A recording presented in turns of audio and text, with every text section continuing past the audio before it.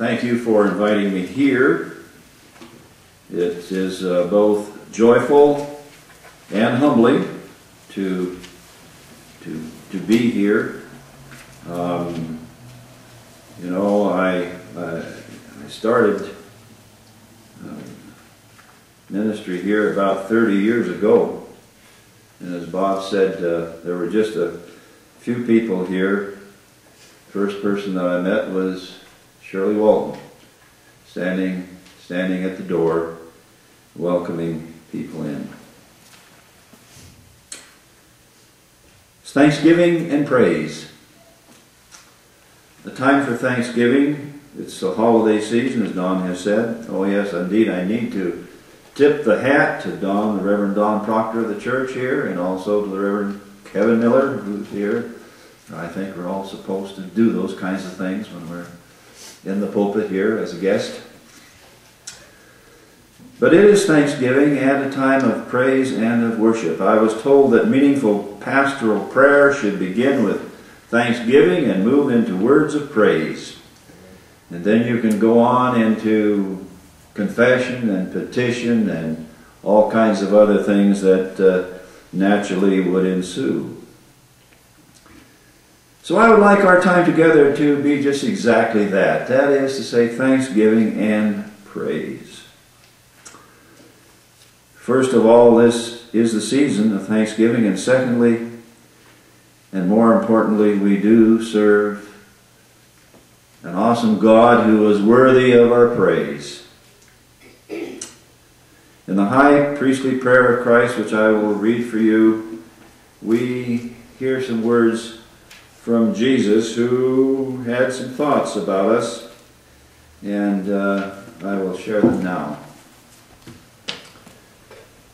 Verse 20, just before the Passion. And he's speaking of the disciples. I ask not only on behalf of these, but also on behalf of those who will believe in me through their word, that they may all be one, as you, Father, are in me and I am in you, that they may also be in us, so that the world may believe that you have sent me. The glory that you have given me, I have given them, so that they may be one as we are one. I and them, and you and me, that they may become completely one, so that the world may know that you have sent me and have loved them, even as you have loved me. Father, I desire that those also whom you have given me may be with me where I am, to see my glory which you have given me, because you loved me before the foundation of the world. This is the word of God. Thanks be to him for it.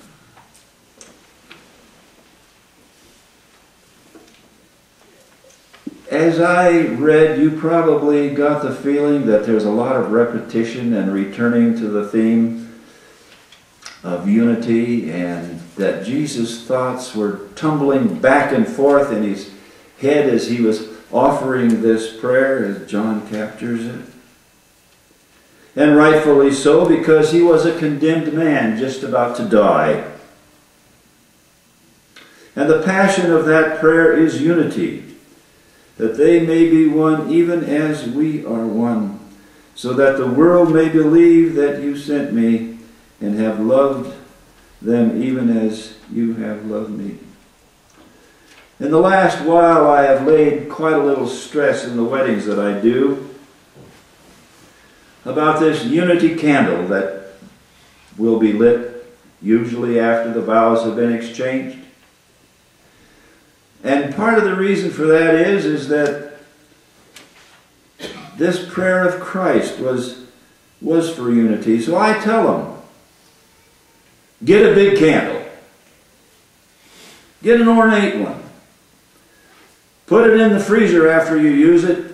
Keep it from melting, so that at each anniversary you can take that candle out and you can light it and again get back in touch with that unity that you had on that wonderful time. That there will be unity in your marriage and it will continue on in your family.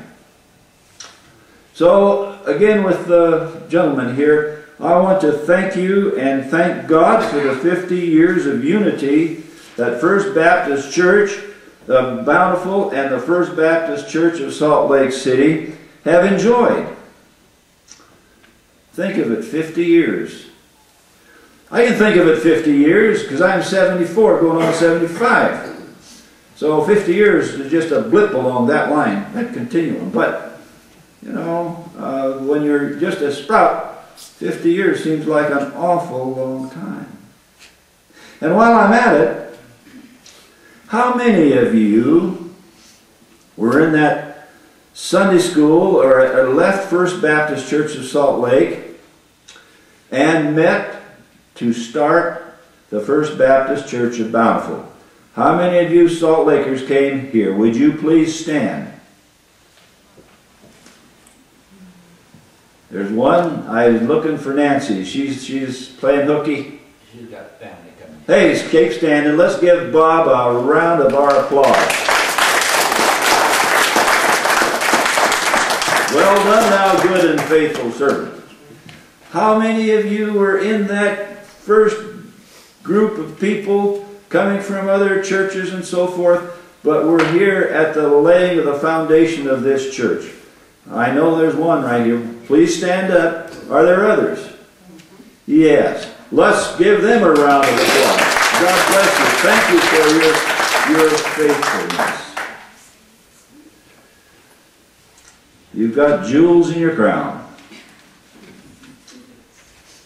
This high priestly prayer of Christ is the inspiration of a song that I learned a long time ago, and I think probably at a youth meeting in Los Angeles someplace. We are one in the Spirit, and we are one in the Lord. And in that song there's a verse, we will work with each other, we will work side by side, we will guard each man's dignity and save each man's pride. And they will know we are Christians by our love. By our love, they will know we are Christians by our love. Nothing inspires us to love and to respect one another like getting down and dirty together. So I'm going to name a few names. I'm going to risk naming names. And I know I'm going to leave some out that feel that need to be listed. So I'm going to give a chance for our collective memory to express itself a little bit later on. But I want to follow Bob Vandergrift by calling to mind the memories of some of the saints and a few of the sinners. Molly Martin, dispenser of candy for the kids and an encourager of one and all. A smile on her face. Go call on her at the rest home in her declining years, and Molly was always a joyful presence for you and loved to see you.